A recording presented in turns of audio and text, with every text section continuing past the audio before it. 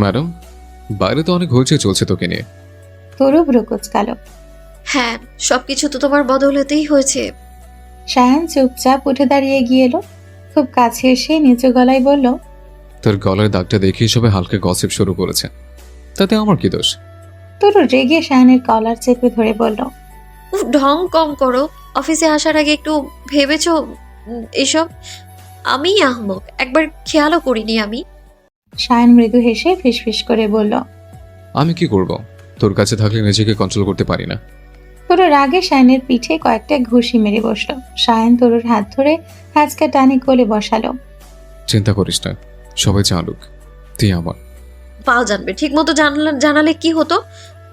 এইভাবে ভাল লাগে না। তুমি এসো আবার ওসব করতে, দেখাবো মজা একদম। এসেছি শোনো, চল এখানে শুরু করি আজ। তরু রেগে সায়ানের ঘাড়ে একটা কামড় বসায়। সায়ান মৃদু শব্দ করে উঠলেও তাতে তবে তরুকে সরালো না। তরু রাগে সায়ানের ঘাড়ে দাগ তৈরি করার জন্য এমনটা করেছে সেটা ভালো করেই বুঝতে পারছে সায়ান। ওহ তরু, তুই দেখছি অঘটন না ঘটিয়ে থামবি না আজ। এভাবে আমাকে সিরিয়াস করিস না বধুয়া। আমি ধরলে কিন্তু ঠিকমতো হেঁটে কেবিন থেকে বের হতে পারবি না। সায়ানের কথা শুনে তরু ওর থেকে দূরে সরে দাঁড়ালো। রাগে ফুঁসছে মেয়েটা। অফিসের লোকজন তাকে নিয়ে গসিপ করছে, বিষয়টা ভীষণ অস্বস্তিকর। তবে সায়ান এটা কেন করেছিল সেটা তরু এখন বুঝতে পেরেছে। সবকিছু ড্যানিয়েলকে দেখানোর জন্য। সায়ান অতিরিক্ত ডিমান্ডিং হলেও এমন লাভ বাইট আগে দেয়নি।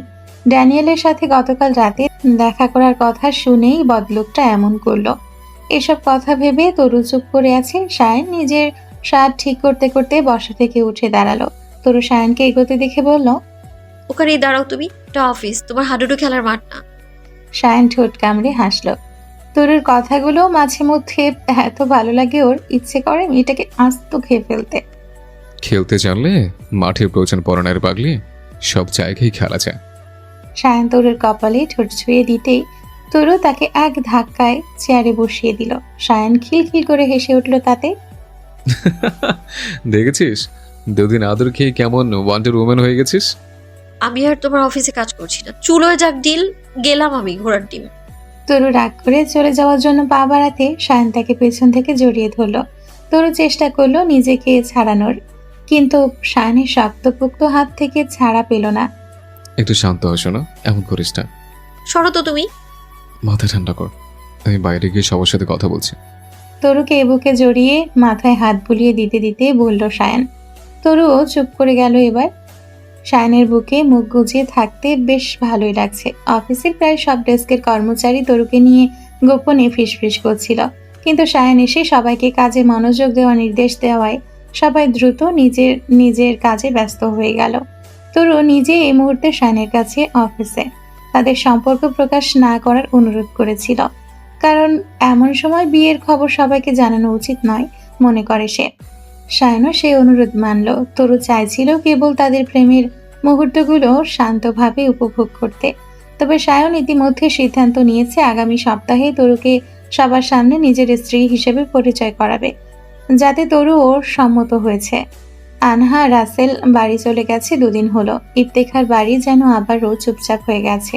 হারুন, রাহেলা ও আসমা সবাই তরু সায়ানকে ভীষণ মনে করেন। কোনোভাবে ছেলে মেয়ে দুটোকে দেশে আনতে পারলে খুব ভালো হতো। মুয়াজ, কই রে তুই? মায়ের ডাকে শোয়া থেকে উঠে বসলো মুয়াজ। মাগরিবের আজান হওয়ার পরেও বিছানায় শুয়েছিল সে, তাই রাহেলা ইফতেখার নামাজ পড়া শেষে ছেলেকে ডাকতে এসেছেন। কি হয়েছে মা? রাহেলা ইফতেখার ঘরের বাতি জ্বালালেন। মুয়াজ তখনও বিছানায় বসে চোখ টলছিল। রাহেলা মুয়াজের পাশে গিয়ে ওর কপালে হাত রাখলেন। শরীর খারাপ কিনা বোঝার চেষ্টা করলেন, তবে জ্বরের কোনো আভাস পেল না। শরীর ঠিকই আছে মুয়াজের। তোর কি হয়েছে? আজানের সময়ও কেউ এভাবে শুয়ে থাকে? নামাজ পড়তে হয়, সেটা কি ভুলে গেছিস? আড়মোড়া ভেঙে বসা থেকে উঠে দাঁড়ালো মুয়াজ। সরি আম্মা, অ্যাশার ওয়ার্ক থেকে পড়বো না আজ। দেখা যাবে।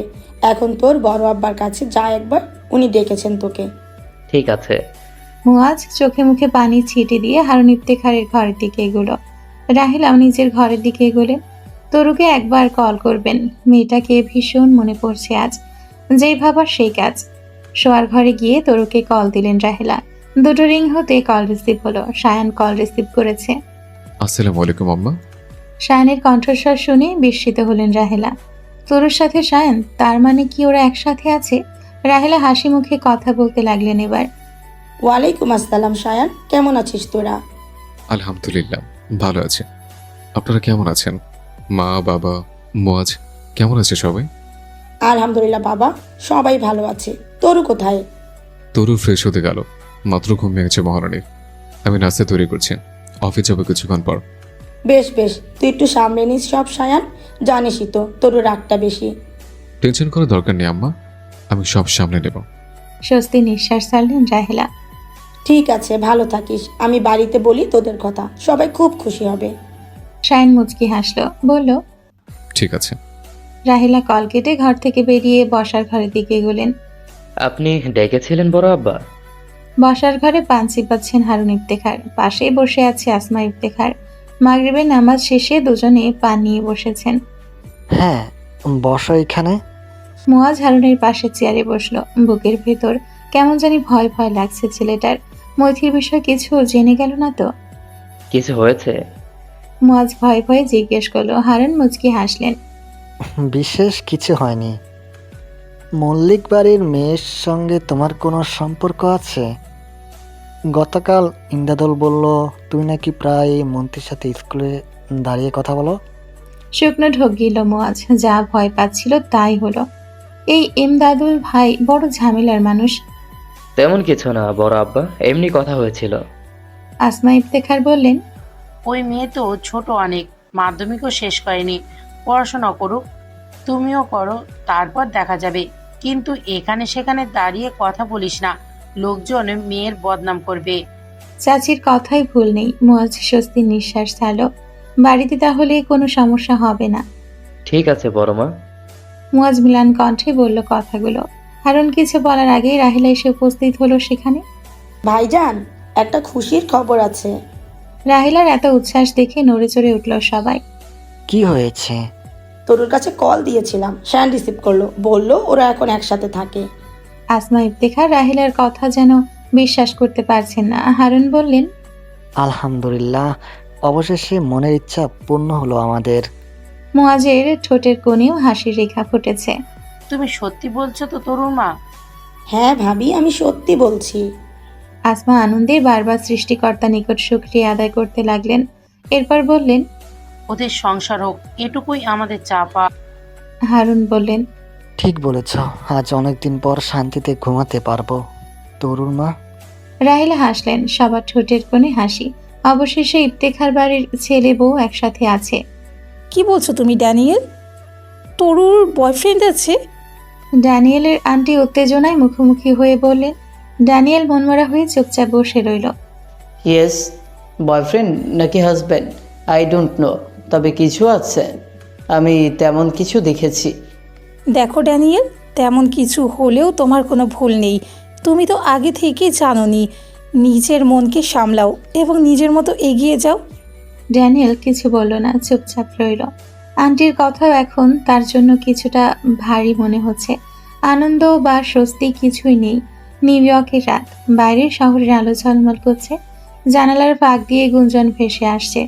শায়ানের অ্যাপার্টমেন্টের কিচেনে হালকা হলুদ আলো জ্বলছে, আর ভেতরে দুজনে হাসি ঠাট্টায় জমে উঠেছে পরিবেশ।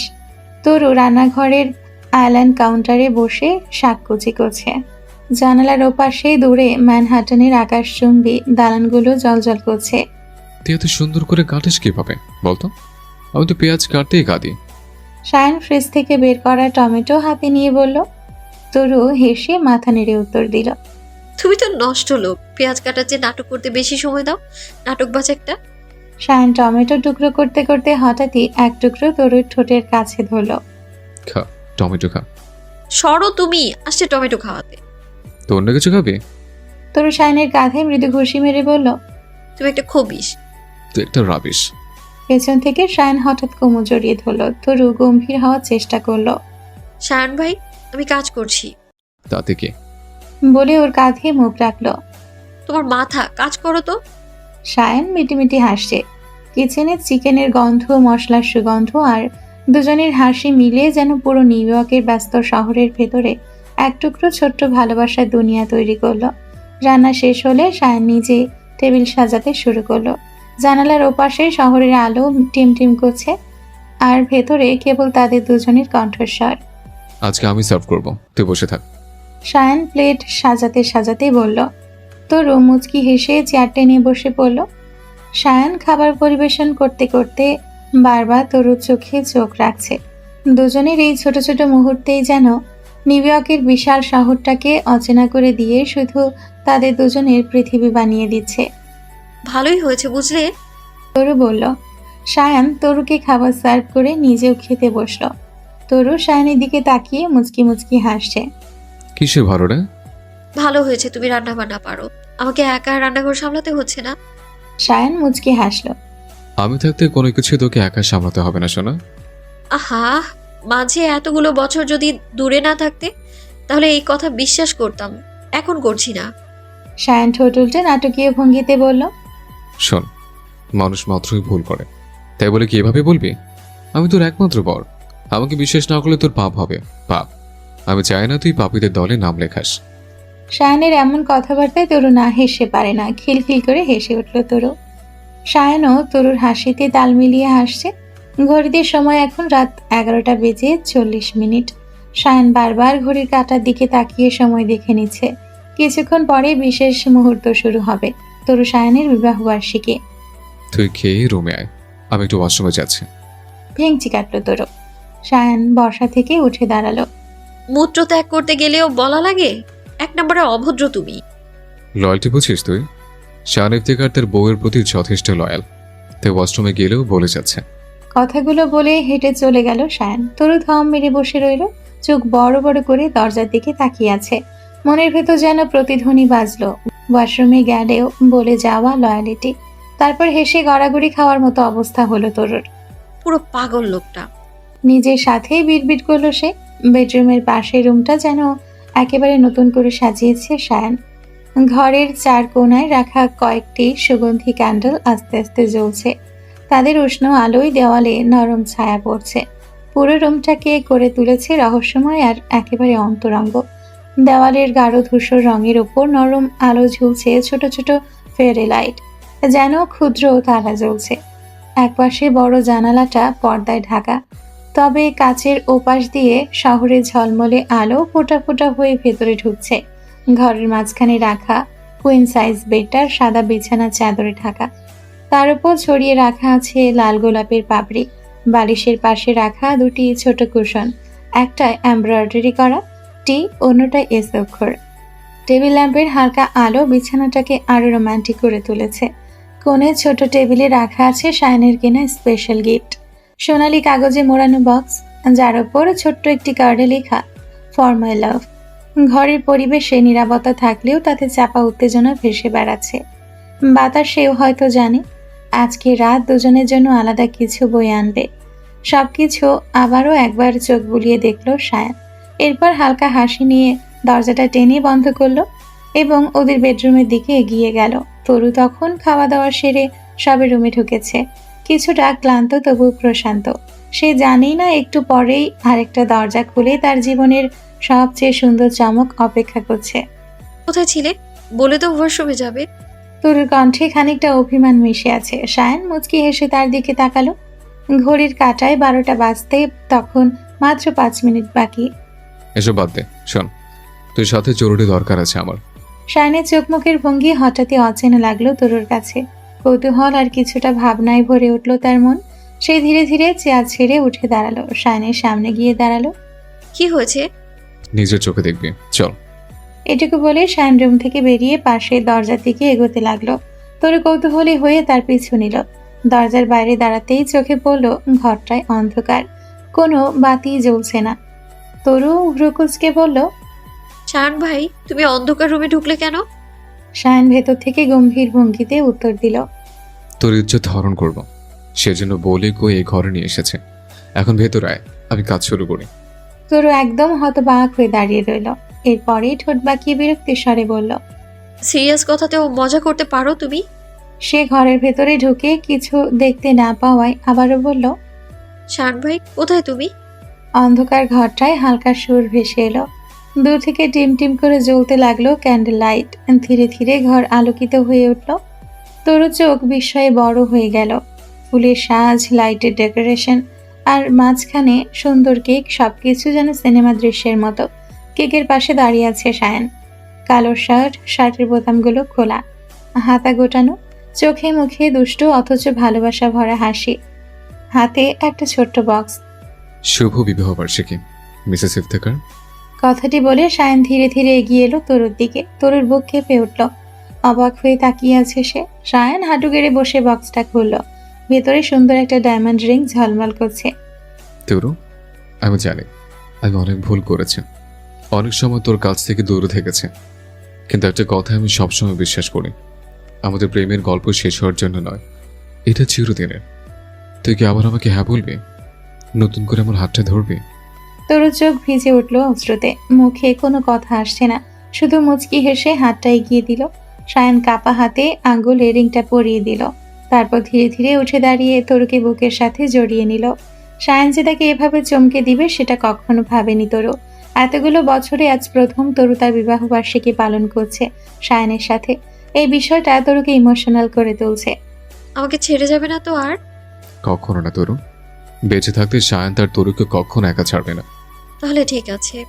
সায়ন তরুর মাথায় তালুতে কিস করে। লাভ ইউ শোনাবো আমার, ভালোবাসি বলবি না? তরু মাথা নেড়ে বলে, লাভ ইউ টু শান ভাই। ভাই ডাকিস না আর, কদিন পর তাহলে ছেলে মেয়ে আমাকে মামা বলে রাখবে। তরু শব্দ করে হেসে ফেলল। ঠিক আছে। সায়ন তরুকে কেকের কাছে নিয়ে গেল। টেবিলের উপর সুন্দর একটা রেড ভেলভেট কেক, পাশে ফুল ও ওয়াইনের গ্লাস। চল কেক কাটি। তরু মুচকি হেসে সম্মতি জানালো। দুজনেই একসাথে ছুরি দিয়ে কেক কাটতে লাগলো। প্রথমে সায়ন তরুকে কেক খাইয়ে দিল। তরু কেক খাওয়াতে চাইলে সায়ন বাধা দিয়ে বলল, আমি এইভাবে কেক খাবো না, ডিফারেন্ট ভাবে খাবো। সায়নের দুষ্টু হাসি তরুকে মৃদু লজ্জায় ফেলল। কিভাবে? তরু ফিসফিস করে জিজ্ঞেস করলো। সায়ন এবার কোনো জবাব দিল না। হঠাৎই টেবিল থেকে এক টুকরো কেক তুলে নিল সে। তরুর কিছু বুঝে ওঠার আগেই আলতো করে কেকটা মেখে দিল তার গালে। তরু চোখ বড় বড় করে তাকিয়ে রইল, অবাক দৃষ্টিতে সায়নের অদ্ভুত কাণ্ড দেখছে। মুহূর্তের মধ্যে কেকের নরম পরট গলিয়ে পড়ল তার গাল থেকে ঠোঁটের কোণে, সেখান থেকেও গড়িয়ে এলো গলার কাছে। সায়ন তখন ঠোঁট বাঁকিয়ে মুচকি হেসে আরো এগিয়ে এলো। ধীরে ধীরে হাত রেখে দিল তরুর কোমরে। সেই স্পর্শে তরুর বুক ধরফর করে ওঠে। এক টানে তাকে আরো কাছে টেনে নিল সায়ন। তারপর মাথা একটু হেলিয়ে নিয়ে আলতো করে জিহ্বা ছুঁয়ে দিল তরুর গালে। সেখানে মাখানো কেকটুকু এক নিমিষে খেয়ে ফেলল সে। তরুর ভেতরটা যেন ঝড়ের মতো কেঁপে উঠল, গা বেয়ে শিহরণ নেমে এলো। অবিশ্বাস আর অজানা ডানের মধ্যে পড়ে সে সায়নের চোখের দিকে তাকিয়ে রইল। সায়ন তার সেই দৃষ্টি ধরে রেখে ঠোঁটের মিষ্টি হাসি ছুঁয়ে দিল। তারপর ধীরে, খুব ধীরে ঠোঁটে লেগে থাকা কেকটুকু খেতে শুরু করলো। তরুণ নিঃশ্বাস তখন ভারী হয়ে আসছে, বুকের ভেতর দম যেন আটকে যাচ্ছে, শরীর হালকা কাঁপছে। এক অদ্ভুত শক্তিতে সে অনুভব করছে এই মানুষটার কাছ থেকে দূরে সরে যাওয়া আর তার পক্ষে সম্ভব নয়। আবেশে তরুর দম বন্ধ হয়ে আসছে। কি রে, সব খেয়েছিস? কাঁপছিস কেন সোনা? সায়ান ঠোঁটে খেলা করা হাসি নিয়ে ফিসফিস করলো। তরু কিছু বলতে যাচ্ছিল, তুমি একটা কিন্তু তার বাক্য শেষ হওয়ার আগে সায়ন হঠাৎই ঝুঁকে গলায় ঠোঁট ছুঁয়ে দিল। গলার কাছে লেগে থাকা অবশিষ্ট কেকটুকু শুষে নিল এক নিঃশ্বাসে। আমি একটা অসভ্য, তাই তো? তার গলায় কাপা স্বরে ফিসফিস করে উঠল সায়ন। তরুর চোখে তখন এক অদ্ভুত মিশ্রণ। সে কোনো উত্তর না দিয়ে সায়নের গলা দুই হাতে জড়িয়ে ধরল, ঠোঁট বাঁকিয়ে বলল, ভীষণ, কিন্তু আমার থেকে বেশি না। সায়নের চোখে দুষ্টু ঝিলিক জ্বলে উঠল। রিয়েলি? তরু বিন্দু মাত্র দ্বিধা না করে জবাব দিল। ইয়েস। প্রমাণ ছাড়া বিশ্বাস করি না। তরু তখন ঠোঁটের কোণে মুচকি হাসি টেনে এনে ফিসফিস করলো, let's go for statement Shaan darling. তরুর ঠোঁট থেকে বেরোনো আবেদনময়ী ডাক শুনে সায়নের বুকের ভেতর যেন এক ঝাঁক বাগবাকুম পায়রা উড়ে গেল। তার শরীর শিহরিত হচ্ছিল। হঠাৎই তরু দুষ্টু ভঙ্গিতে তাকে আলতো করে ধাক্কা দিল। সায়ন অসতর্ক হয়ে সরাসরি নরম বিছানায় পড়ে গেল। বিস্ময়ে বড় বড় চোখে তরুর দিকে তাকালো সে। টেবিলের ওপর রাখা ওয়াইন গ্লাস হাতে তুলে নিল তরু। মুখে রহস্যময় হাসি ফুটে উঠেছে। ধীরে ধীরে এগিয়ে এলো সায়নের দিকে। চোখে জ্বলছে অন্য রকম দীপ্তি, কিন্তু পাশে বসলো না, বরং নির্দ্বিধায় তার পেটের উপর উঠে বসলো। চমকে উঠল সায়ন। আরও দ্বিগুণ চমক খেলো যখন তরু গ্লাস থেকে ওয়াইন ঢেলে দিল তার উন্মুক্ত বুকে। লালচে তরল বেয়ে নামলো সায়নের বুক বেয়ে। মুহূর্তেই তরু ঝুঁকে পড়ল, ঠোঁট ছুঁয়ে এক বিন্দু অপচয় হতে দিল না। যত্ন করে একটানা শুষে নিতে লাগলো বুকের ওপর জমে থাকা অ্যালকোহল। প্রতিটি ছোঁয়ায় সায়নের দেহে ঝড় বইতে লাগলো। সেই শিহরণে সায়ন নিজের নিয়ন্ত্রণ পুরো হারিয়ে ফেলল। তার হাত ছুটে গেল তরুর কোমরে, দুহাত দিয়ে শক্ত করে তরুর কোমর জাপটে ধরে এক ঝটকায় নিজের বুকে নামিয়ে আনলো। তরুর মুখ তার মুখের একেবারে কাছাকাছি। সায়নের চোখ এখন অদ্ভুত ঝলমল করছে। এবার তুই ফেসে গেছিস সোনা। ফিসফিস করে উঠল সে। তরু প্রতিবাদ করার সুযোগই পেল না। মুহূর্তের মধ্যে সায়নের ঠোঁট তার ঠোঁট চেপে বসল।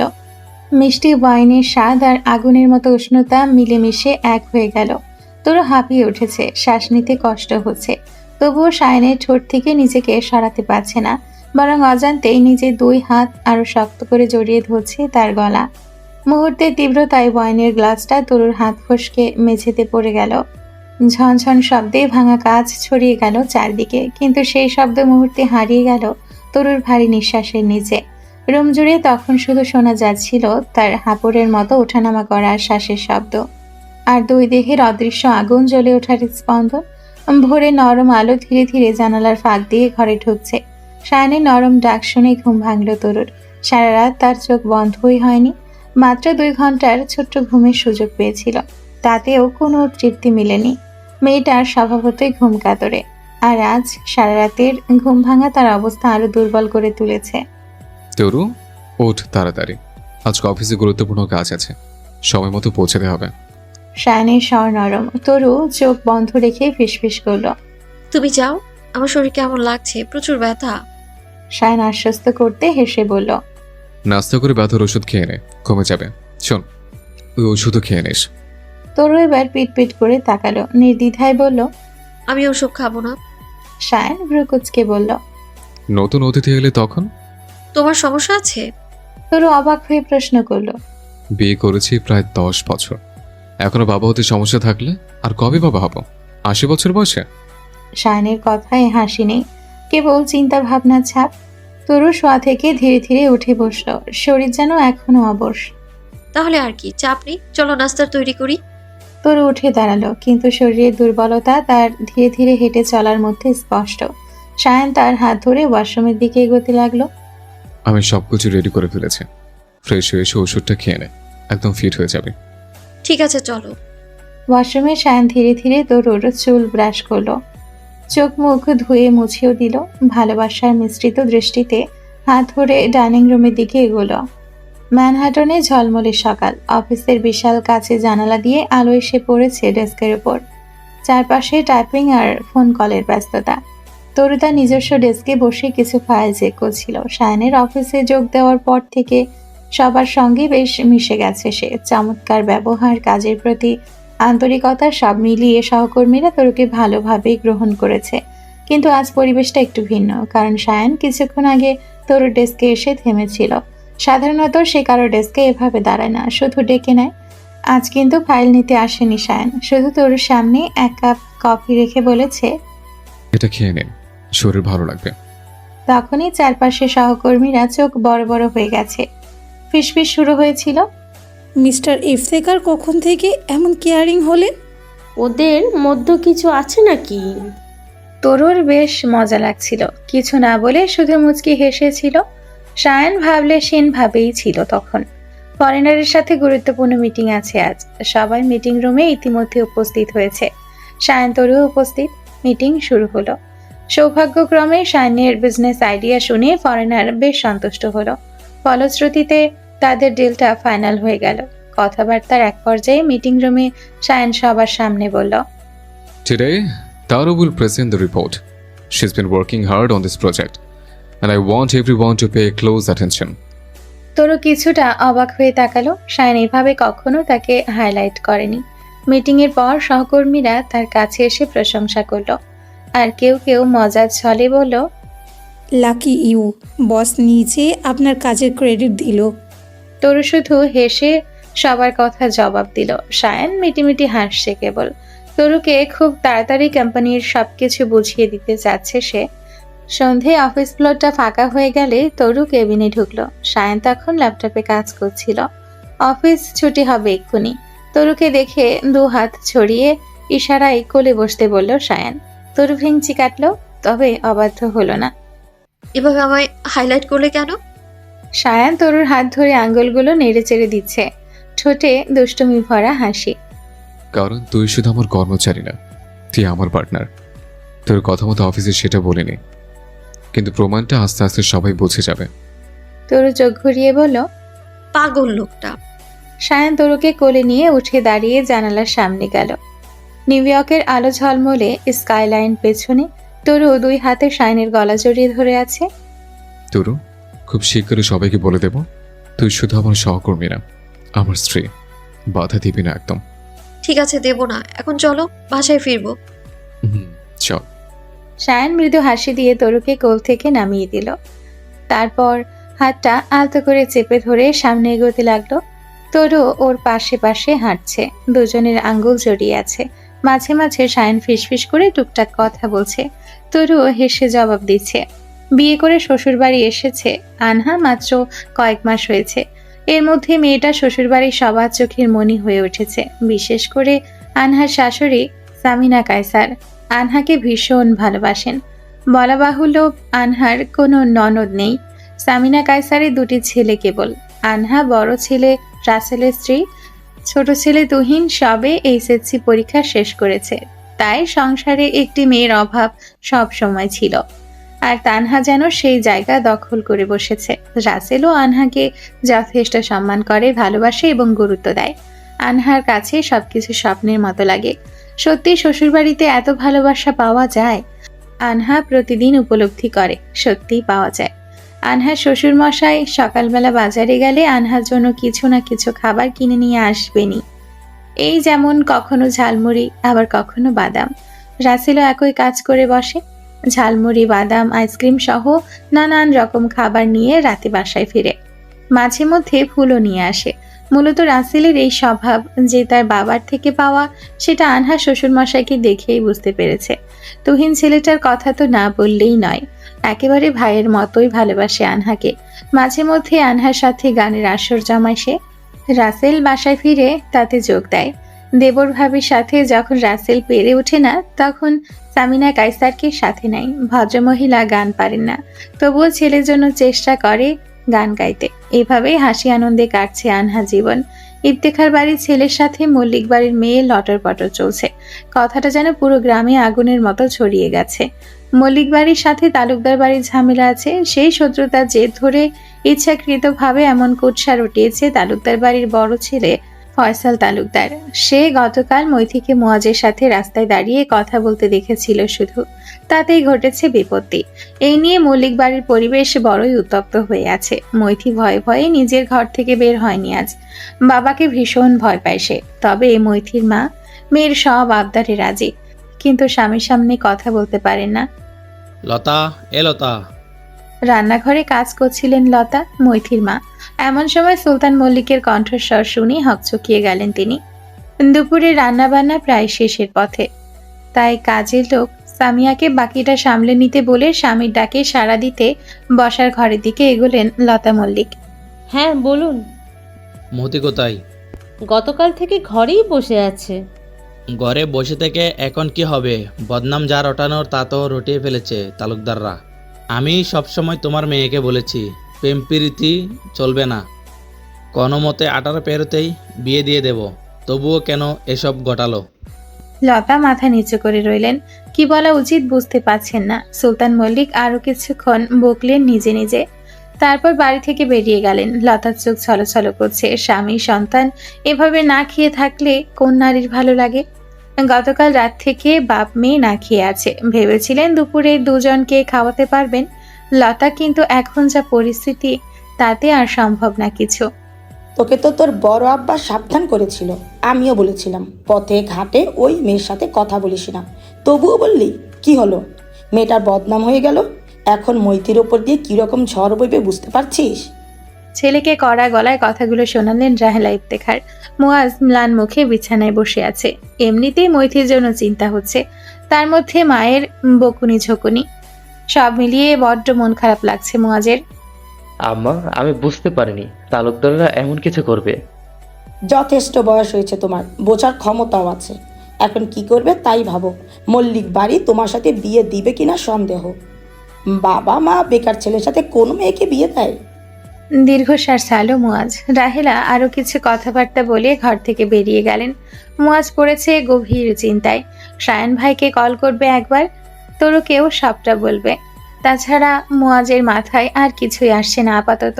অফিস থেকে ফিরে সায়ন আর তরু ফ্রেশ হয়ে একসাথে রান্নাবান্না করলো। দুজনে মিলে হেসে খেলে কিচেনে কাজ শেষ করে এখন ডাইনিং টেবিলে পাশাপাশি বসে রাতের খাবার খেতে শুরু করেছে। হঠাৎ সায়নের ফোনে হোয়াটসঅ্যাপে কল ভেসে উঠল। কলারের নাম দেখে সায়ন খানিকটা চমকালো, তারপর ফোনটা তুলে নিল। কে কল করলো এখন? তরু ভ্রুকুচকে জিজ্ঞেস করলো। মুয়াজ, সায়ন ঠোঁট কামড়ে বলল আর কল রিসিভ করলো। কি খবর ভ্রাতা? হঠাৎ কল, সব ঠিক আছে তো? ওপাশ থেকে ভারী কণ্ঠস্বর ভেসে এলো। ঠিক নেই ভাইয়া। সায়নের মুখ মুহূর্তে গম্ভীর হয়ে গেল। কি হয়েছে? মুয়াজ সংক্ষেপে সব খুলে বলল। সায়ন নীরবে শুনতে লাগলো, চোখে তখন দুশ্চিন্তার ছাপ। তরু কাটা চামচ হাতে থমকে গিয়ে সায়নের দিকে তাকিয়েছিল। আস্তে ফিসফিস করে বলল, কি হয়েছে? সায়ন ইশারায় তরুকে থামতে বলল। কথা শেষ হলে সব জানাবে। তরু আর কিছু বলল না, শান্তভাবে অপেক্ষা করতে লাগলো। চিন্তা করিস না মুয়াজ, আমি দেখছি কি করা যায়, তুই রিল্যাক্স কর। সায়নের গলায় দৃঢ় আশ্বাস ছিল। ওপাশ থেকে হালকা স্বস্তির নিঃশ্বাস ভেসে এলো। ঠিক আছে ভাইয়া, আপু কেমন আছে? সায়ন ঠোঁটে কৌতুক মিশ্রিত হাসি টেনে বলল, তুই যদি তরুকে ভাবি না ডেকে আপু ডাকিস, তাহলে আমি তোকে শালা রাখবো। মুয়াজ হেসে উঠল। তোমার ব্যাপার এটা, আমি আপুকে আপুই ডাকবো। ভালো আছে তরু, বাড়ির লোকজন কেমন আছেন? বুঝতেই পারছো, এমনিতে সবাই ভালো আছেন। সায়ন গম্ভীর নিঃশ্বাস ফেলে বলল, হ্যাঁ বুঝেছি। আচ্ছা এখন রাখি, আগামীকাল আবার কথা হবে। তুই নিশ্চিন্তে ঘুমা, তোর ভাই আছে তো? মুয়াজ মৃদু হেসে বলল। ওকে ভাইয়া, টাটা। রাখলাম। কল কেটে যেতেই তরু বড় বড় চোখে সায়নের দিকে তাকালো। সায়ন হেসে মুয়াজের বলা সব কথাই তরুকে খুলে বলল। এই কাণ্ড ঘটিয়েছে নাকি? তরু বিস্মিত হয়ে বলল। বিয়ে চলো। সায়ন মাথা নেড়ে জবাব দিল। খাওয়া শেষ করে আমি মায়ের সাথে কথা বলবো। দৃঢ় কণ্ঠে বলল তরু। সায়ন মুচকি হেসে বলল, বলিও, তবে আগে খেয়ে নাও। তরু মাথা ঝাঁকিয়ে ছোট্ট করে বলল, হুম।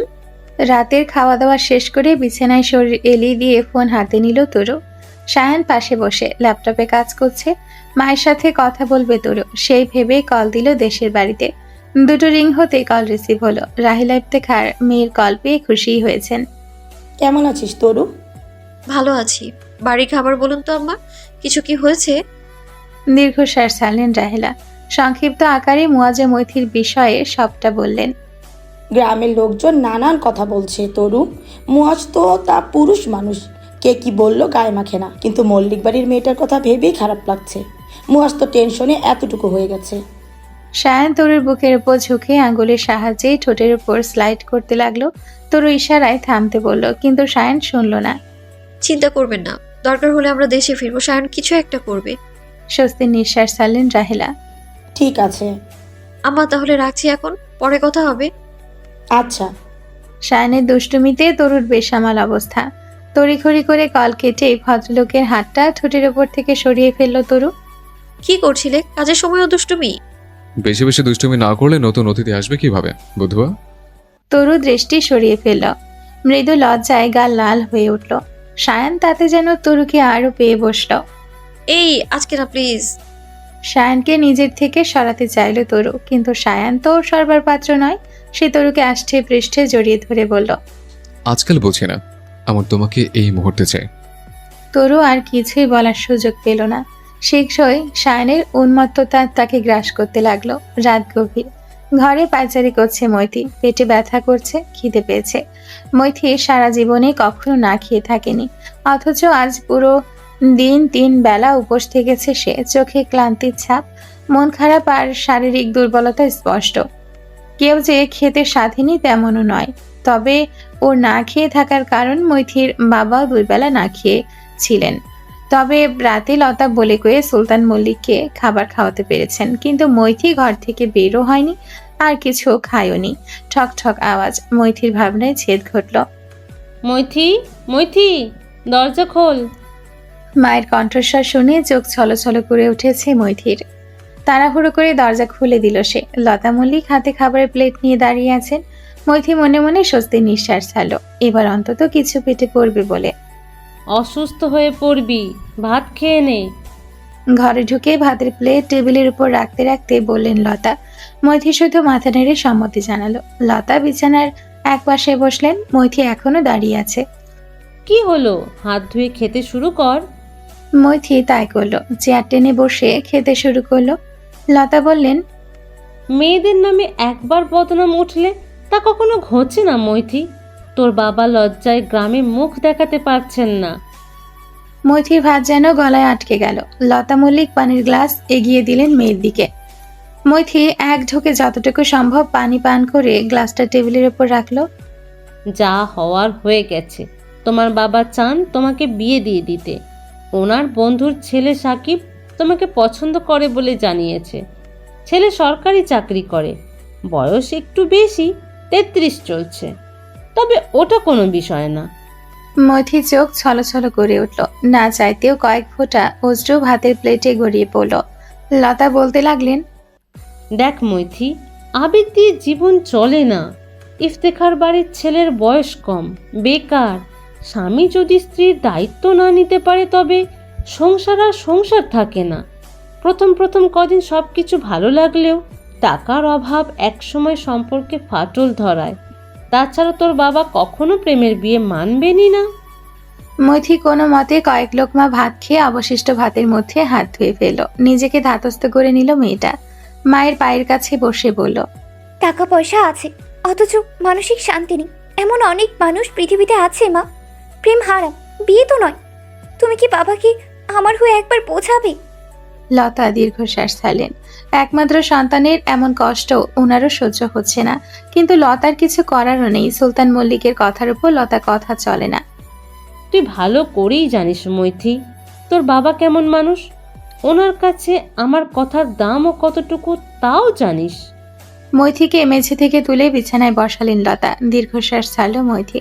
বুকটা কেমন ফাঁকা ফাঁকা লাগছে যেন। অন্য একজন পুরুষের সাথে সংসার করবে ভাবতে গেলেও দম বন্ধ হয়ে আসছে তার। ঘুমিয়ে পড় মৈথি, আগামীকাল বিকেলে পাত্রপক্ষ আসবে তোকে দেখতে। মৈথি এবার হু হু করে কেঁদে উঠল। মাকে জড়িয়ে ধরে কাঁদতে কাঁদতে বলল, মা, আমি মোয়াজকে ছাড়া অন্য কারোর সাথে সংসার করতে পারবো না। তুমি বাবাকে বলো এর চেয়ে আমাকে মেরেই ফেলুক, আমি মরে যাই। তবু মনে একজনকে রেখে অন্য কারোর সাথে সংসার করার মতো যন্ত্রণা ভোগ করতে পারবো না। লতার চোখ ছলছল করছে। কি করবেন উনি? মৈথির সাথে নিজের মনের কষ্ট বলতেও পারবেন না, তাহলে মেয়েটা আরো কষ্ট পাবে। চুপ কর, এসব বলতে নেই। বিয়ে হলে আস্তে আস্তে সব কিছু ঠিক হয়ে যাবে। মৈথি অসহায় দৃষ্টিতে মায়ের দিকে তাকালো। লতা বললেন আবার, এত কিছুর মধ্যে ভালো খবর হচ্ছে সাকিব তোকে পড়াশোনা করাবে। মৈথি ভাবলেশীন ভাবে তাকিয়ে রইল এবার। লতা মল্লিক মেয়ের মাথায় হাত বুলিয়ে দিয়ে ঘর থেকে বেরিয়ে গেলেন। মৈথি ওভাবেই দাঁড়িয়ে রইল অনেক সময়। চোখে জল তার একমাত্র সম্বল এখন। কিছুক্ষণের মধ্যে মেয়েটা শরীরের ক্লান্তিতে মেঝেতে শুয়ে ঘুমিয়ে পড়ল। নিউ ইয়র্ক সিটির স্কাইলাইন তখন ঝলমলে। দুপুরে মিটিং শেষ হয়েছে সবে। সবাই অফিস ফ্লোরে গুছিয়ে বসে আছে। হঠাৎ ইন্টারকম বেজে উঠল। সবাইকে কনফারেন্স হলে আসতে বলা হচ্ছে। কর্মচারীরা অবাক হলেও ধীরে ধীরে ভেতরে ঢুকতে লাগলো। শায়ন ইফতেখার সাধারণত ছোটখাটো বিষয় সবাইকে ডাকেন না, আজ তাই কৌতূহল দ্বিগুণ। কনফারেন্স রুমের সামনে তরু দাঁড়িয়েছিল। সে কিছুই জানতো না। শায়ন শুধু বলেছিল, দেশে ফিরতে হবে মজের জন্য, তার আগে একটা জরুরি কাজ বাকি। সবাই বসে গেলে শায়ন উঠে দাঁড়ালো। আত্মবিশ্বাসী ভঙ্গিতে চারপাশে তাকালো সে। তরুও সবার মতোই চুপচাপ দাঁড়িয়ে আছে। আজ একটা ব্যক্তিগত কথা শেয়ার করার জন্য আপনাদের ডেকেছে। সাধারণত আমি প্রাইভেসি ভাঙতে পছন্দ করি না, কিন্তু এই টিম আমার কাছে পরিবারের মতো, তাই চাই না আপনাদের কিছু লুকিয়ে রাখি। কক্ষে ফিসফিস শুরু হলো। অনেকে কৌতূহলী চোখে তরুর দিকে তাকালো। তরু যা বোঝার বুঝে গেছে এখন। শায়ন গম্ভীর শ্বাস নিয়ে বলল, আপনাদের সহকর্মী মিস তরুণী ইসলাম, সে শুধু আমার সহকর্মী না, সে আমার স্ত্রী। মুহূর্তেই রুম নিস্তব্ধ। সবাই কয়েক সেকেন্ড চুপচাপ তাকিয়ে রইল। তারপর করতালিতে ভরে উঠল চারপাশ। কেউ কেউ অবাক হয়ে হাসলো, আবার কেউ উৎসাহ নিয়ে উঠেই বলল। এমনিতে তরু সাবলীল থাকলেও এখন লজ্জায় মাথা নিচু করে ফেলল। তার গা লাল হয়ে উঠেছে। সায়ান পাশে গিয়ে তার হাত ধরল, কোনো দ্বিধা ছাড়াই সবার সামনে। আমি চেয়েছিলাম প্রথমে শুধু আমরা দুজনের ছোট্ট গোপন আনন্দটা থাকুক, কিন্তু এখন আর লুকিয়ে রাখতে চাই না। আগামী সপ্তাহে ছোট্ট এক সেলিব্রেশন করব, তখন আপনারা সবাই আমাদের অতিথি।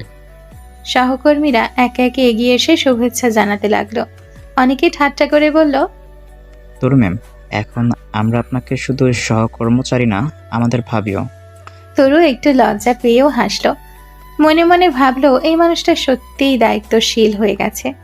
যেভাবে সবার সামনে আমাকে নিজের করে নিল, এত ভালোবাসা আমি কখনো পাবো ভাবিনি।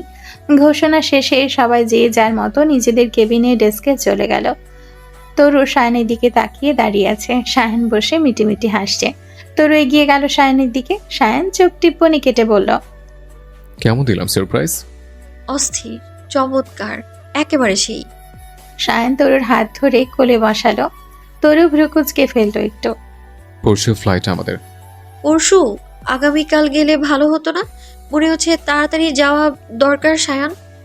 ভুল বলো না কিন্তু, অফিসের যাবতীয় কাজকর্ম সামলানোর দায়িত্ব যাকে তাকে দেওয়া যায় না। মিস্টার ডেভিড ছুটিতে আছেন, আগামীকাল জয়েন করবেন। তরু ভাবুক হয়ে গেল একটু। মুয়াজের জন্য ভীষণ চিন্তিত সে। ঠিক আছে। টেনশন করিস না তো।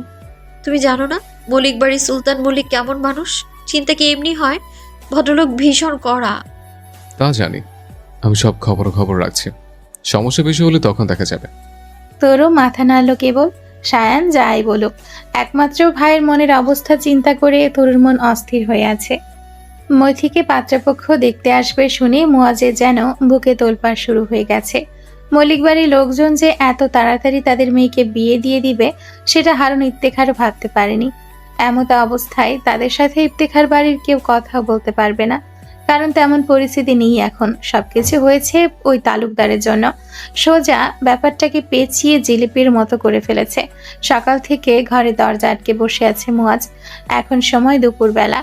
বিকেলে মৈথিকে দেখতে আসবে। মুয়াজের অবস্থা নিয়ে রাহেলা বেশ চিন্তিত, কিন্তু কি করা যায় কেউ বুঝতে পারছে না। সায়নকে কল করা হয়েছিল। হারুন ইফতেখার নিজেই কথা বলেছে সায়নের সাথে। তরু সায়ন আজ রাতের মধ্যে দেশে চলে আসবে, তবে কিছুতেই বিকেলের মধ্যে আসা সম্ভব হবে না। তাছাড়া এভাবে পাত্রপক্ষের আশাও বন্ধ করা যাবে না। সব মিলিয়ে পরিস্থিতি যেন ঘেটে ঘ হয়ে আছে। মুয়াজ, ভাত খাবি না? ভাত খেতে আয়। দরজায় কড়া নেড়ে মুয়াজকে ডাকছেন আসমা ইফতেখার। রাহেলা একবার ডেকে গিয়েছিলেন, কিন্তু মুয়াজ দরজা খোলেনি, তাই এবার আসমা এলেন। সকালেও কিছু খায়নি ছেলেটা। মুয়াজ, বাবা দরজাটা খোল, দুটো ভাত খেয়ে নে। না খেয়ে থাকলে দুর্বল হয়ে যাবি। জানালার পাশে দাঁড়িয়ে আছে মুয়াজ। মাথায় হাজারো চিন্তা ঘুরপাক খাচ্ছে। আজ যদি একটা কাজকর্ম করত, তাহলে মল্লিক বাড়ির লোকজনের কাছে গিয়ে পায়ে পড়ে হলেও মৈথিকে চাইতো সে। কিন্তু এখন সেই মুখ নেই। বেকার ছেলের কাছে কেউ মেয়ে দিতে চায় না। মা চাচির ডাক শুনেও নড়ছে না ছেলেটা, কিন্তু ব্যাপারটা ভালো দেখাচ্ছে না। দীর্ঘশ্বাস ছাড়ল মুয়াজ। ধীর পায়ে এগিয়ে গিয়ে দরজা খুলে দিল। আসমা মুয়াজকে ভালো করে দেখিয়ে মাথায় হাত বুলিয়ে দিয়ে বললেন, এমন করিস কেন বাবা? দেখতে এলেই তো আর বিয়ে হয়ে যাচ্ছে না। মুয়াজ দীর্ঘশ্বাস ছাড়ল। কত জায়গায় তো দেখতে এলেই বিয়ে হয়ে যায়, তা তো মুয়াজের অজানা নয়। কিছু ভালো লাগছে না। তোর ভাইয়া তো রাতে আসছে দেশে, সায়ান ঠিক কিছু একটা করবে। সেটা এখন ভরসা। মুয়াজ ও আসমার কথোপকথনের মধ্যে রাহেলা এলেন সেখানে। ছেলেকে বুকে জড়িয়ে ধরে বললেন, চল বাবা, ভাত খাবি। মুয়াজ মাথা নেড়ে সম্মতি জানালো। আসমা ও রাহেলা মুয়াজকে নিয়ে খাবার ঘরে এগোলেন। বিকেল গড়িয়ে সন্ধে নামছে। মল্লিক বাড়ির দোতলার বসার ঘর আজ যেন অন্য রূপ নিয়েছে। ঝাল লণ্ঠন জ্বালানো, টেবিলে নানা রকম মিষ্টি আর ফল সাজানো। সুলতান মল্লিক স্বয়ং দরজায় দাঁড়িয়ে অতিথি আপ্যায়নে ব্যস্ত। পাত্রপক্ষ এসে বসেছে। সাকিব সাদা পাঞ্জাবি পাজামা পরে বেশ গম্ভীর চেহারায় বসে আছে মাঝখানে। পাশে তার মা, দুজন আত্মীয়। চারদিকের পরিবেশে এক ধরনের চাপা অস্বস্তি লেগে আছে। কিছুক্ষণ পর লতা মল্লিক মৈথিকে ভেতর থেকে বের করে আনলেন। লাল সবুজ শাড়ি, মাথায় হালকা ওড়না, চোখে কাজল, কিন্তু চোখের কোণে শুকনো অশ্রুর দাগ স্পষ্ট, মেয়ে কেঁদেছে, সেটা বোঝা যাচ্ছে। মৈথিকে বসানো হলো অতিথিদের সামনে। চারপাশের মানুষের চোখ যেন ছুরি হয়ে বিচ্ছে তার বুকের ভেতর। সে মাথা নিচু করে বসে রইল। বুকের ভেতর কান্না উতলে উঠলেও জোর করে ঠোঁট কামড়ে রেখেছে। সাকিবের মা হেসে বললেন, মেয়ে তো দেখতে সুন্দরী, পড়াশোনা তো ভালো শুনেছি। কথাগুলো মৈথির কানে ঢুকলেও সে কোনো প্রতিক্রিয়া দিল না, শুধু ঠোঁট শক্ত করে চেপে ধরল যাতে কান্নার শব্দ বেরিয়ে না আসে। ঘরে থাকা সবাই স্বাভাবিক ভান করলেও মৈথির বুকের ভেতর তখন ঝড় বয়ে যাচ্ছে। তার মনে শুধু একটাই কথা ঘুরছে, মুয়াজ ছাড়া কাউকে আমি মেনে নিতে পারবো না। কেন আমার সঙ্গে এমন হচ্ছে? দেখা দেখির আনুষ্ঠানিকতা শেষ হতে প্রায় 8 ঘন্টা লেগে গেল। অতিথিরা মিষ্টি খেয়ে কিছু আলাপ আলোচনা সেরে বিদায় নিলেন। সুলতান মল্লিক যথারীতি গম্ভীর হয়ে সবাইকে দরজা পর্যন্ত পৌঁছে দিলেন। আগামী সপ্তাহে অর্থাৎ 4 দিন পর মৈথি ও সাকিবের বিয়ের দিন ঠিক করা হয়েছে। পাত্রপক্ষ চলে গেলে ঘরে একটা ভারী নীরবতা নেমে এলো। কারো মুখে বিশেষ কথা নেই। লতা মল্লিক ধীর পায়ে মেয়েকে ঘরে নিয়ে গেলেন। ঘরে ঢুকতেই মৈথি আর নিজেকে ধরে রাখতে পারল না। বিছানায় বসতেই হু হু করে কেঁদে উঠল। লতা চুপচাপ পাশে দাঁড়িয়ে মেয়ের মাথায় হাত বুলিয়ে দিলেন, কিন্তু কোনো সান্ত্বনামূলক কথা বললেন না। বলার মতো কিছু নেইও। মা, আমি পারবো না। মুয়াজ ছাড়া অন্য কারোর সাথে আমি একদিনও বাঁচতে পারবো না। কান্নার ফাঁকে ফাঁকে বলতে লাগলো মৈথি। লতা দীর্ঘশ্বাস ফেললেন। মৈথি, অনেক কিছুই আমাদের হাতে থাকে না রে মা। তোর বাবার ইচ্ছে খুব শক্ত, ওনাকে কেউ আটকাতে পারবে না। মৈথির বুকটা যেন ছিঁড়ে যাচ্ছিল। মাথা ঠেকিয়ে কাঁদতে কাঁদতে বিছানায় লুটিয়ে পড়ল সে। চোখের জলে ভিজিয়ে দিল বালিশ। সেদিন রাতে মৈথি আর খাবারের টেবিলে বসলো না। সারা ঘর নীরব হয়ে রইল। বাইরে ঝিঝি পোকার ডাক চলতেই থাকলো, আর ভেতরে মল্লিক বাড়ির বাতাস যেন ক্রমেই ভারী হয়ে উঠল। রাত তখন প্রায় 11টা ছুঁই ছুঁই। চারিদিকে অন্ধকারে ডুবে আছে। মাঝে মাঝে শুধু কুকুরের ডেকে ওঠা আর জোনাকির ক্ষীণ আলো। হঠাৎ মল্লিক পাড়ার রাস্তার মোড়ে গাড়ির হেডলাইট ঝলসে উঠল। কালো রঙের SUV আস্তে আস্তে ইফতেখার বাড়ির সামনে প্রধান সড়কে এসে থামল। তরু গাড়ি থেকে নেমে চারপাশে তাকাতেই বুকটা ধক করে উঠল। জন্মভিটায় ফিরে এসেছে সে, অথচ এই ঘরে কত ঝড় বয়ে যাচ্ছে তা জানে। সামনের দরজায় হারুন ইফতেখার দাঁড়ানো। তিনি ছেলে মেয়েকে দেখে হালকা স্বস্তির নিঃশ্বাস ফেললেন। তরু, সায়ান, তোরা এলি অবশেষে। শায়ন এগিয়ে এসে বাবার পাশে দাঁড়িয়ে বলল, আমরা খবর পেয়ে ফ্লাইট ধরে চলে এসেছি। চিন্তা করবেন না আব্বা, দেখা যাক কি হয়। তরু গিয়ে মায়ের পাশে দাঁড়িয়ে পড়ল। রাহিলার চোখ তখন কান্নায় ভিজে গেছে। আম্মা, সব ঠিক হয়ে যাবে। মুয়াজ কোথায়? আছে বাড়িতেই। তোরা অনেক জার্নি করে এসেছিস, ঘরে যা। আমি খাবার খেতে ডাকবো একটু পরে। আচ্ছা। শায়ান হারুন ইফতেখারের সাথে টুকটাক কথাবার্তা বলে নিজের ঘরের দিকে এগোলো। তরু গেল মুয়াজের ঘরে কথা বলতে। বারান্দার কোণে দাঁড়িয়ে আছে মুয়াজ, চোখ লাল, চেহারায় বেপরোয়া ভাব। বোনকে দেখে তার বুকটা কেঁপে উঠল। মনে হলো অবশেষে ভরসার শক্তি ফিরে এসেছে। তরু দূর থেকে ভাইয়ের মুখটা লক্ষ্য করে ফেলল। দৌড়ে গিয়ে মুয়াজকে জড়িয়ে ধরল বুকের মধ্যে। তোর চোখ মুখের কি অবস্থা হয়েছে মুয়াজ? খাওয়া দাওয়া করছিস না? মুয়াজ ডুকরে কেঁদে উঠল। বোনের কাছে তার দুর্বলতা পুরোপুরি প্রকাশ করতে পারে সে। আমি মৈথিকে ছাড়া কিভাবে থাকবো আপুই? আমার মাথা কাজ করছে না। ধুর পাগল, ছাড়া থাকবি কেন? ভালোবাসলে বুকে সাহস রাখতে হয়, শক্ত করে হাত ধরতে হয়, ঝড় ঝাপটা সব পেরিয়ে দুজনকে একসাথে জীবন এগোতে হয়। মৈথির সাথে আগে কথা বলতে হবে। দুজনের ইচ্ছে এক হলে তবে শায়ন মল্লিক বাড়ির লোকজনের সাথে কথা বলতে পারবে। মুয়াজ বোনকে ছেড়ে সোজা হয়ে দাঁড়ালো, চোখ মুছে বলল, মৈথিও আমাকে খুব ভালোবাসে আপুই, তবে ওর বাবাকে ভয় পায়। ভয় পেলে তোকে হারাতে হবে। এখন মৈথি পারে সবকিছু ঠিক করতে। আমি ওর সাথে কথা বলবো যেভাবেই হোক। বলিস, তবে সাবধানে। ঠিক আছে আপুই, তোমরা কখন এসেছো? এ তো মিনিট 10 আগে। আমি রুমে যাচ্ছি, আগামীকাল কথা হবে। তুই একদম টেনশন করবি না, হ্যাঁ? আমরা আছি তো। মুয়াজ বোনকে জড়িয়ে ধরলো আরেকবার। তরু ওর মাথায় হাত বুলিয়ে দিয়ে ঘর থেকে চলে গেল। কিছুটা হলে স্বস্তির নিঃশ্বাস ছাড়লো মুয়াজ। গোসল সেরে রুমে এসে বসেছে শায়ন, তোয়ালে দিয়ে চুল মুছছে। এর মধ্যে তরু এলো ঘরে। ফ্রেশ হয়ে নে তাড়াতাড়ি। ব্রুকুচকে তাকালো তরু। শায়ন স্বাভাবিক ভঙ্গিতে তাকিয়ে আছে। কেন? কেন? আমার ক্লান্ত লাগছে আজ, আমার তোকে লাগবে। তরু সায়নের কাঁধে ঘুষি মেরে বসলো একটা। ব্যাগ থেকে পোশাক বের করতে করতে বলল, তুমি একটা যাচ্ছে তাই, সরো তো। তরু জামা কাপড় নিয়ে ওয়াশরুমের দিকে এগোলো। সায়ন ঠোঁট কামড়ে হাসছে। কাজকর্ম আর ঝামেলার জন্য বউকে ঠিকমতো ভালোবাসা হয়নি ভেবে সায়ন ভাইয়ের অস্থির অস্থির লাগছে আজ। পরের দিন ইফতেখার বাড়িতে মুয়াজ ও মৈথির বিষয় নিয়ে নানান কথাবার্তা চলল। উঠোনে বসে পরিবারের সবাই এক একজন এক এক ভাবে মতামত দিচ্ছিল। কিভাবে মল্লিক বাড়ির কর্তাকে রাজি করানো যায় সেই নিয়ে আলোচনা হচ্ছিল মূলত। সবাই প্রায় একমত যে সরাসরি গিয়ে বোঝানো ছাড়া উপায় নেই। শেষমেশ ঠিক হলো সায়নী আগামীকাল মল্লিক বাড়িতে যাবে সুলতান মল্লিকের সঙ্গে কথা বলতে। তবে মুয়াজ ছিল অন্য ভাবনায়।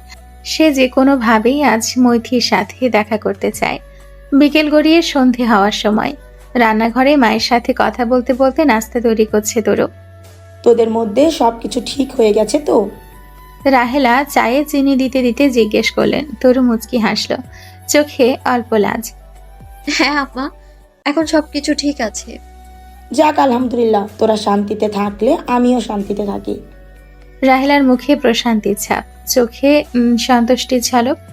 কিন্তু কথা বলতে বলতে আকস্মিক তরুর শরীরটা কেমন অস্থির লাগতে শুরু করলো। হঠাৎ মাথা ব্যথা করতে লাগলো, বমি বমি ভাব চেপে বসলো। রাহেলার চোখে অবাকের ছাপ। কি হলো মেয়েটার? তরু দৌড়ে রান্নাঘর থেকে নিজের ঘরে চলে গেল। বমি করার পর নিজেকে ফ্রেশ করে নিল। তারপর বিশ্রামের জন্য বিছানায় বসে রইল। সায়ন বাইরে উঠোনে বসেছিল এতক্ষণ। রুমে ঢুকতেই তরুর চোখ মুখ মলিন দেখে পাশে গিয়ে বসে জিজ্ঞেস করলো, কি রে, শরীর ঠিক আছে তো? কেমন লাগছে? এর মধ্যে রাহেলা এলেন সেখানে। তরু ও সায়ন ওনাকে দেখে কিছুটা দূরে সরে বসলো। রান্নাঘরে ছিল, হঠাৎ করে দৌড়ে ঘরে চলে এসেছে। কি হয়েছে তোর?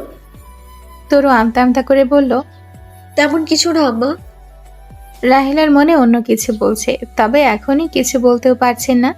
তার উপর সায়নও আছে এখানে। ঠিক আছে, তুই বিশ্রাম কর, রান্নাঘরে আসতে হবে না তোকে।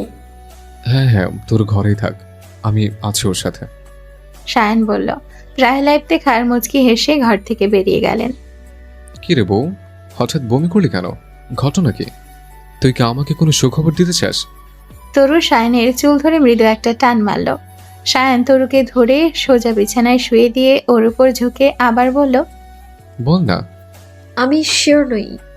তুই তাহলে থাক, আমি একটু বের হই। কেন? কই যাবে এখন? বাজারে গিয়ে ফার্মেসি থেকে প্রেগনেন্সি টেস্ট কিট নিয়ে আসে, সকলে শিওর হয়ে যাবে। তরু মুচকি হাসলো, বলল, দরকার নেই, পিরিয়ড অফ তো। ফাসিল একটা, একবার বলছে শিওর না, আবার বলছে শিওর। তুই কি আমাকে এই বয়সে হার্ট অ্যাটাক করাতে চাইছিস? তরু সায়নের চুলে হাত বুলিয়ে দিয়ে বলল, এসব বলো না তো। শোন তরু, আগামীকাল ডাক্তারের কাছে যাচ্ছি আমরা। তরু চমকে উঠল।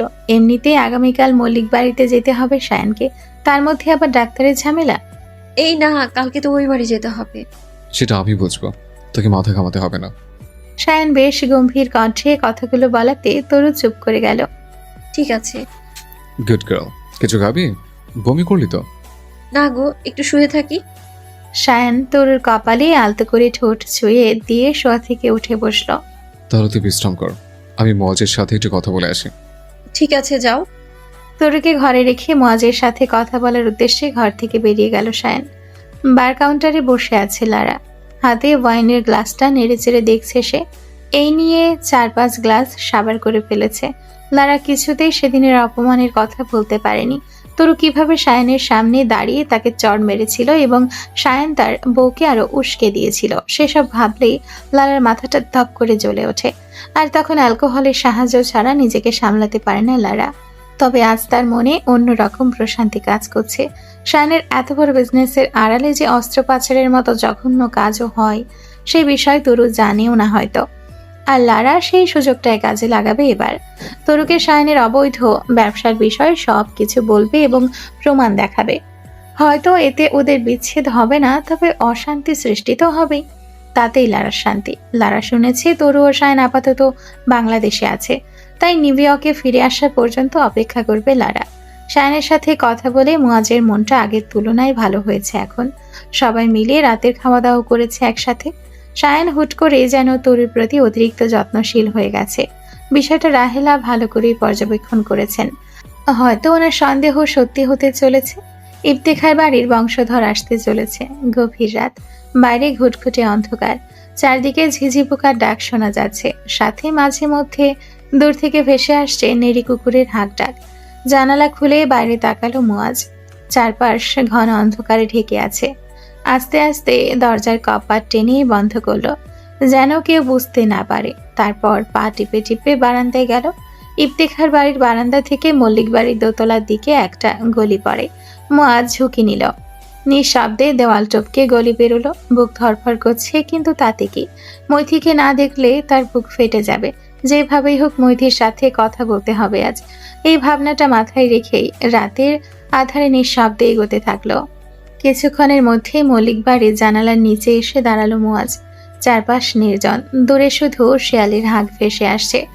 বারান্দা লোহার গ্রিল ধরে ধীরে ধীরে উপরে উঠল সে। মৈথির ঘরের ভেতর ক্ষীণ আলো ছায়া পড়ল। হঠাৎ বারান্দার ফাঁক দিয়ে মুয়াজ ঢুকে পড়তেই চমকে উঠল মৈথি। ঘুম আসছিল না বলে হাতে ছিল একটা বই। মুয়াজকে দেখে বুক ধরফর করতে লাগলো তার। মুয়াজ, তুমি এখানে? হুট করে বলল মৈথি। মুয়াজ 2 হাত বাড়িয়ে দিয়ে তার মুখ চেপে ধরল। আস্তে কথা বলো, কেউ শুনে ফেললে ঝামেলা হবে। ফিসফিস করে বলল মুয়াজ। মৈথির চোখ ছলছল করছে, বুকের ভেতর হাজারো ভয়, যদি কারো নজরে পড়ে যায়। কিন্তু এক মুহূর্তে সব ভুলে গেল সে। মুয়াজের চোখে যেই বেপরোয়া আগুন জ্বলছিল তা দেখে। আমি অন্য কাউকে বিয়ে করতে পারবো না। মুয়াজও কাপা গলায় বলল, তোমাকে ছাড়া বাঁচবো না। কালকে কি হবে জানি না আমি। ভাইয়া আসবে তোমার বাবার সাথে কথা বলতে, কিন্তু তারপরও যদি তিনি রাজি না হন তাহলে আমরা পালিয়ে যাব। মৈথির বুক কেঁপে উঠল। পাগল হয়েও না মুয়াজ, তুমি জানো না বাবা যদি টের পান তবে শেষ করে ফেলবেন আমাদের। মুয়াজ মৈথির হাত শক্ত করে ধরে টেনে নিল নিজের কাছে। শেষ করুক, তবু আমি তোকে ছাড়তে পারবো না। আমার চোখের দিকে তাকিয়ে বল, তুই আমায় ভালোবাসিস? শুধু আমাকেই চাইছিস? বল মৈথি। রাগে থরথর করে কাঁপছে মুয়াজ। মৈথি জানে মুয়াজ রেগে গেলেই তুইতকারি করে, সামলাতে পারে না নিজেকে। মৈথি আর নিজেকে সামলাতে পারল না, বুক ভেঙে কান্না এলো তার। মুয়াজকে জড়িয়ে ধরে হু হু করে কাঁদতে লাগলো। হ্যাঁ মুয়াজ, শুধু তোমাকেই চাই।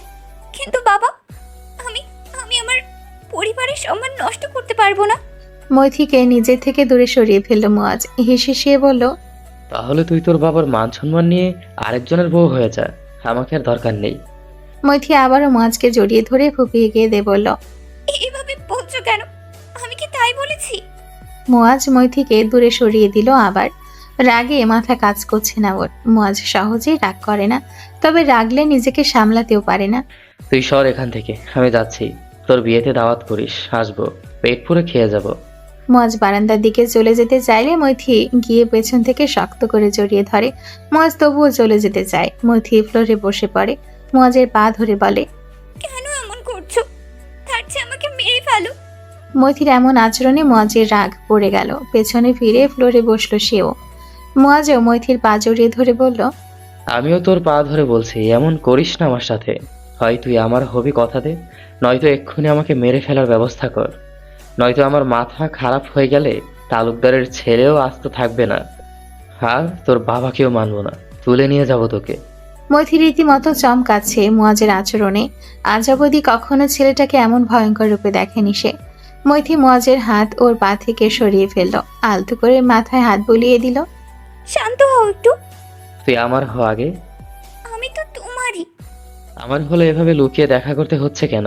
অন্য কারোর সাথে বিয়ে ঠিক হয়েছে কেন? উত্তর দে মৈথি। মুয়াজ মৈথির কাঁধে হাত রেখে এক প্রকার ঝাঁকিয়ে জিজ্ঞেস করলো মৈথিকে। মেয়েটা আবারও ওকে জড়িয়ে ধরল। যে মেয়েটা কথা বলতে গেলেও লজ্জায় নুয়ে পড়তো, সে আজ বারবার তার প্রেমিকের বুকে মুখ গুজে কাঁদছে। এটাই হয়তো পরিস্থিতির ক্ষমতা। পরিস্থিতি এমনভাবে মানুষকে বদলে দেয় যা কল্পনা করা যায় না। তোমার ভাইয়া আগামীকাল আসুক, তারপর দেখি কি হয়। তবে কথা দিচ্ছি, আমি অন্য কারো হব না। দরকার হলে আমি পৃথিবী ছাড়বো। কথা শেষ হওয়ার আগেই জোরে সোরে একটা থাপড় পড়ল মৈথির গালে। মেয়েটার কান্নার বেগ বৃদ্ধি পেল তাতে। মুয়াজ ও চুলের মুঠি ধরে বলল, তোর এসব আবেগ তুই তোর কাছেই রাখ। আমি তোর কবরে মারি দিতে চাই না, তোর সাথে সংসার করতে চাই, খোদার কসম। যদি তুই নিজের একটু ক্ষতি করেছিস তাহলে মল্লিক বাড়ি জ্বালিয়ে দেবো আমি। মৈথি চুপচাপ কাঁদছে শুধু। মুয়াজও কথাটা বলে চুপ করে গেল। মেয়েটার সাথে এত রাগারাগি করা ঠিক হচ্ছে না ভেবে আলতো করে গালে ঠোঁট ছুঁয়ে দিল কয়েকবার। মুহূর্তেই লজ্জাপতি পাতার মতো নুয়ে গেল মৈথি। মুয়াজ তাকে বুকে জড়িয়ে ধরে মাথায় হাত রেখে বলল, শোনো, যা করার ঠান্ডা মাথায় করতে হবে। হুম। মৈথি, জি। একটা অন্যায় আবদার করতে যাচ্ছি, তুমি কি আমাকে ক্ষমা করবে?